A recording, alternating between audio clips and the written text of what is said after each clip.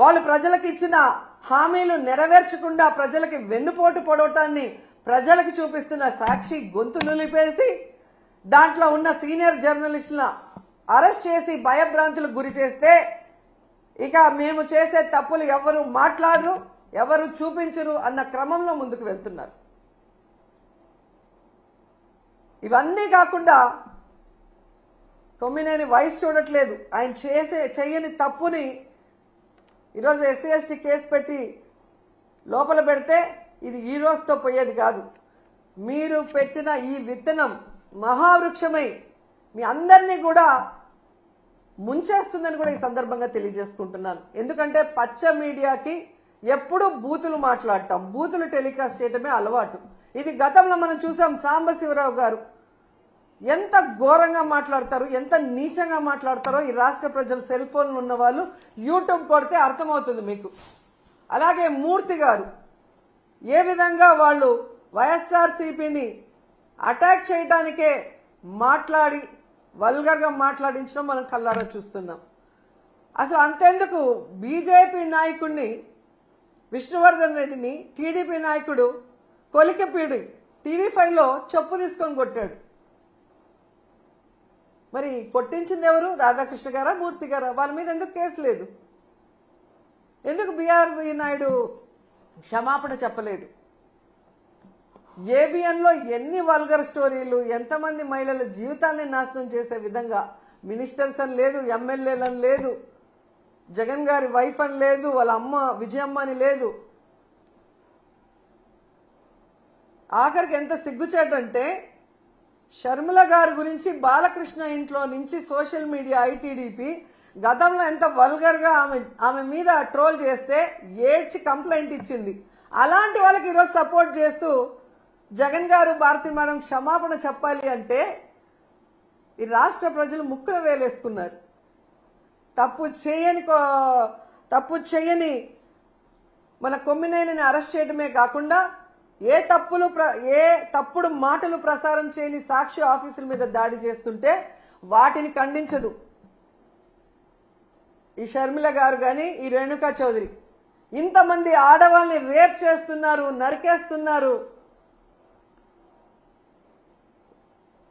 అలాంటి వాళ్ళ గురించి మాట్లాడరు ఒక ఆడవాళ్ళై ఉండి. కానీ జగన్ గారు, భారతి మేడం గారి గురించి మాట్లాడాలంటే ఒంటికాలతో వస్తారు. ఈరోజు రాష్ట్ర ప్రజలకు తెలుసు జగన్మోహన్ రెడ్డి గారు కానీ, భారతి మేడం కానీ ఏ రోజు ఏ ఆడపడుచు గురించి తప్పుగా మాట్లాడిన దాఖలాలు లేవు. జగన్ గారైతే ప్రతి ఆడపడుచుని ఒక తల్లిలాగా, ఒక అక్కలాగా, ఒక చెల్లిలాగా ఎంత అభిమానంగా భావించి వారికి మంచి చేయాలన్న ఆలోచనతోనే మహిళలకి గౌరవాన్ని పెంచే విధంగా, వాళ్ళు ఆర్థికంగా ఎదిగే విధంగా, రాజకీయంగా ఎదిగే విధంగా 5 సంవత్సరాల కాలంలో ఆయన పరిపాలించి సంక్షేమాన్ని అందించారో ప్రతి ఒక్కరికి తెలుసు.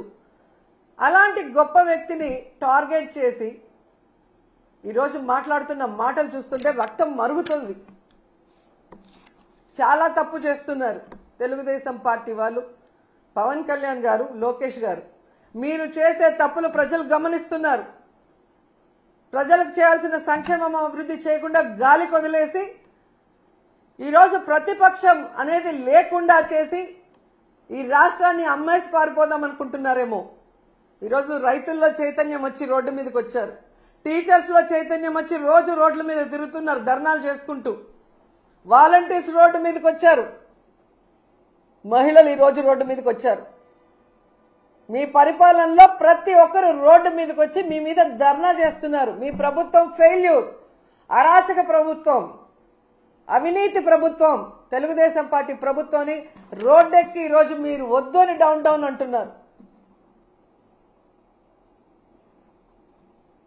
వాటిని సరిదిద్దుకోవడానికి ట్రై చేయండి. ఇప్పటికైనా మహిళల రక్షణ మీద, మహిళా సంక్షేమం మీద దృష్టి పెట్టండి. డీజీపీ గారితో, స్పెషల్ ఇంటెలిజెన్స్ చీఫ్ తో, కూటమి ప్రభుత్వంలో ఉన్న ముఖ్య నాయకులు, హోమ్ మినిస్టర్ కూర్చొని ఎందుకు ఇలా జరుగుతుంది, మనలో ఎక్కడ లోపం ఉంది, మనం ఎక్కడ ఫెయిల్యూర్ అయ్యామనేది తెలుసుకోండి, దాన్ని సరిదిద్దండి. ఈరోజు మీరు విచ్చలవిడిగా గంజాయి, మద్యము, డ్రగ్స్ ఈ రాష్ట్రంలో విచ్చలవిడిగా అందుబాటులో తీసుకొచ్చారు కాబట్టి ఆడవాళ్ల జీవితాలు నాశనం అయిపోతున్నాయన్న విషయాన్ని తెలుసుకుని వాటన్నిటినీ కూడా రూపుమాపాలని కూడా ఈ సందర్భంగా కోరుకుంటున్నాను.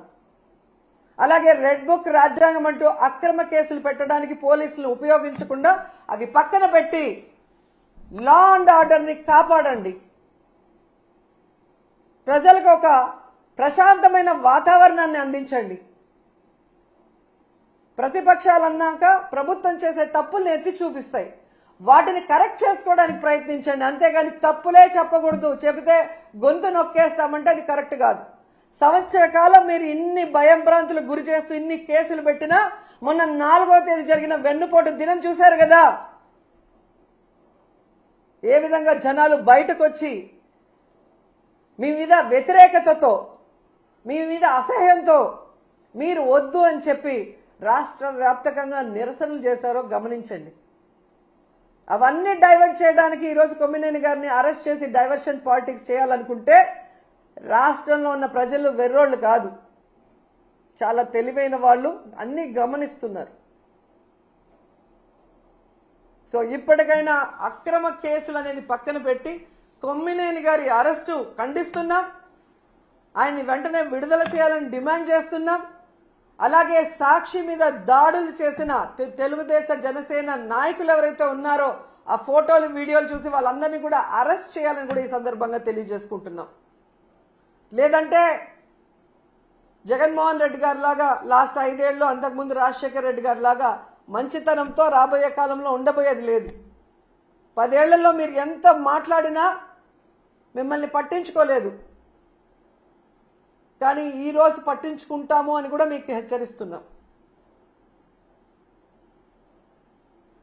వెంటనే అనంతపూర్లో తన్మయ్య అనే అమ్మాయికి అన్యాయం జరిగింది, దానికి కారణం ఎవరు అని చెప్పామని వాళ్ళ తల్లిదండ్రులు క్లియర్గా నిన్న ఇంటర్వ్యూలో చెప్పారు. వాళ్ళని పట్టుకొని అమ్మాయిని చంపింది ఎవరో తెలుసుకొని ఇప్పటికైనా అమ్మాయి ఆత్మ శాంతించాలంటే తప్పు చేసిన వాళ్ళని శిక్షించండి, ఆ కుటుంబానికి అండగా నిలబడండి.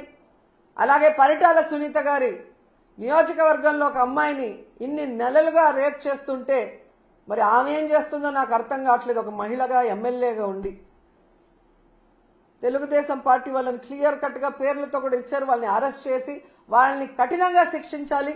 ఇక మీదట మహిళలకి ఇలాంటివి జరగకుండా రక్షణ కల్పించే దిశగా దిశ యాప్ కానీ దిశ చట్టంతో గతంలో మేము ఎలా కంట్రోల్ చేశామో అలా మీరు చెయ్యాలి. వాటిని నిర్వీర్యం చేసి మహిళల జీవితాలతో చెలగాట మాడితే మాత్రం ఒప్పుకునే పరిస్థితి లేదు అని చెప్పి హెచ్చరిస్తున్నాం.